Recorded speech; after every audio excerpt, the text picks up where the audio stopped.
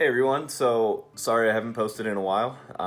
I just was at the Pomona Reptile Super Show and I wanted to show you some of the snakes I got, and then also I have an interview that I did with Forrest Fanning.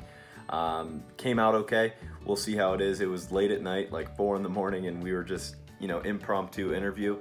But I'd like to just go over first with, I'll show the snakes, and then we'll go from there.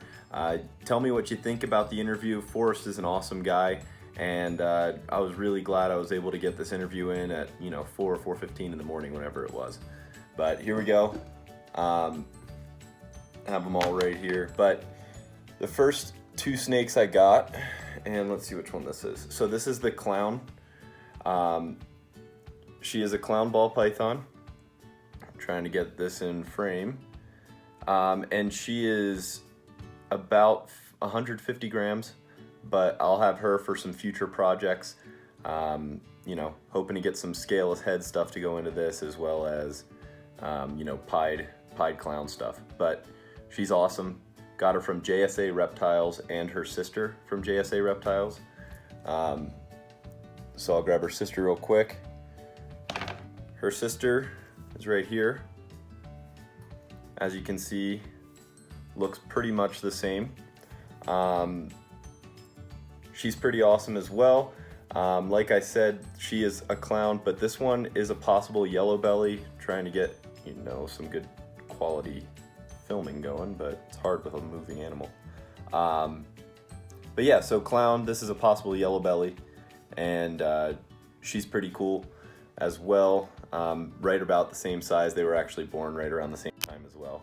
So the next girl I got here, picked her up. She's about 800 grams, and she is a pastel NG pied. So she's pretty big, hoping to get her to going for next year. Really awesome snake. She's got a nice little, like, almost paradoxing right here. Really dark black, but really cool. Glad I could pick this girl up. Really excited to see where I can take this project with the clown pied and some scaleless stuff here and there. But awesome snake. So we'll put them away. But now I want to get to the video that I did with Forrest. It's about 5 minutes long, and Forrest has a lot of insight on kind of everything, and he's just a really just a bank of knowledge. And so I just wanted to pick his brain a little bit, see what he wanted to do. It was one question that went for 5 minutes, and like I said earlier, it was late at night. We were having fun. I believe it was Saturday night, and just kind of impromptu interview that he wanted to get done with me. And so here you go. Hope you enjoy it. So Forrest, what is it that you're trying to accomplish with reptiles? What is it that I'm trying to accomplish with reptiles? What a loaded question.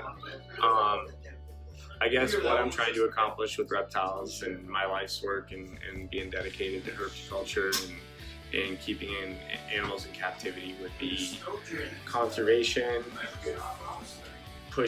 advancing herpetoculture and husbandry, figuring out the best way to do things, putting out a positive message to people, not just to want to. My biggest thing lately is all these people wanting to get into it. You don't have to own animals to enjoy animals. So I think that just get more excited about going out and seeing different zoos and different collections and enjoying these animals in other places versus just building a collection and having everything yourself. So now that I've made it far enough to, I guess, have some kind of voice in the industry, deserved or not, I feel like that's a huge weight on my shoulders. So I want to put out a positive message to people, and I want to, like all of us, we learn through our mistakes. So being able to pass that knowledge on from our mistakes to newer people who are getting into this, and they're coming to a show and they're like, oh, wow, I want to be a breeder. And it's like, well, if you want to be a breeder, there's so many different things you need to take into account, and not everybody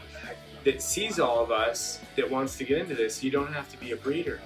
You could just be, you could be a photographer, you could be a veterinarian, you could be, you could work with reptile rescues, you could work in the industry selling soft goods. So I guess that's my message, is just trying to show people all the different things you can do, and then also advancing herp husbandry and finding better ways to do what we've done. I mean, I know you've heard me talk a lot about stuff like quarantine and diagnostics and stuff like that. So my biggest goal for this year with my facility going forward is trying to raise up the standards of how I do things to more zoological standards so that we can gain more respect of those kind of people that are working.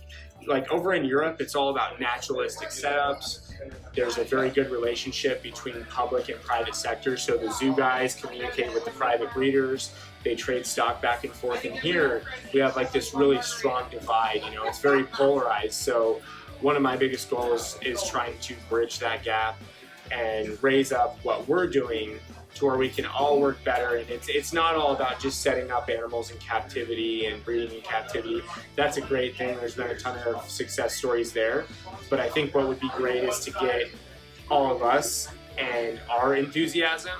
We need to also start running auctions and putting a lot of money into in situ conservation efforts where these animals come from. So if you're into retics and you want to bring in some new retics, get excited about that, but then also get excited about sending some of the money together as a group over to where those animals come from to protect their habitat, educate locals, and stuff like that. So how's that for an answer for that just one-line question?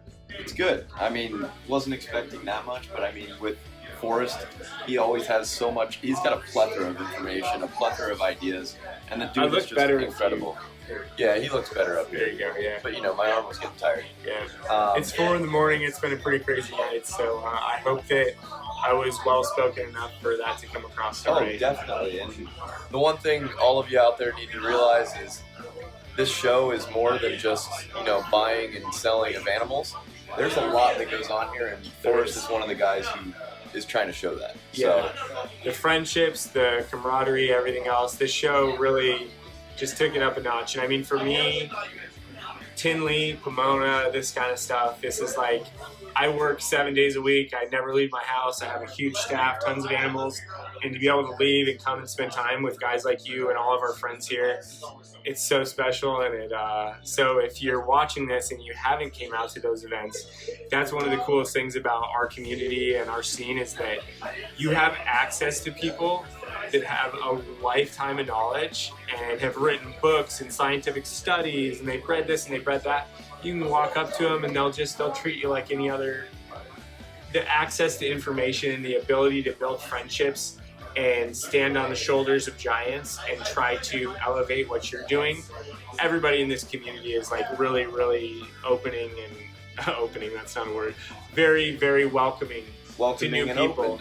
Yep, so if you're getting into this and you're really serious and you're getting hyped about guys like this, guys like Garrett, Miguel, any of this stuff, just don't be so eager to be a breeder and have a t-shirt and set up just learn and come and ask and spend years and years deciding what you want to do and then do it the right way, and I promise that it's going to be so much more fulfilling for you. That's my message.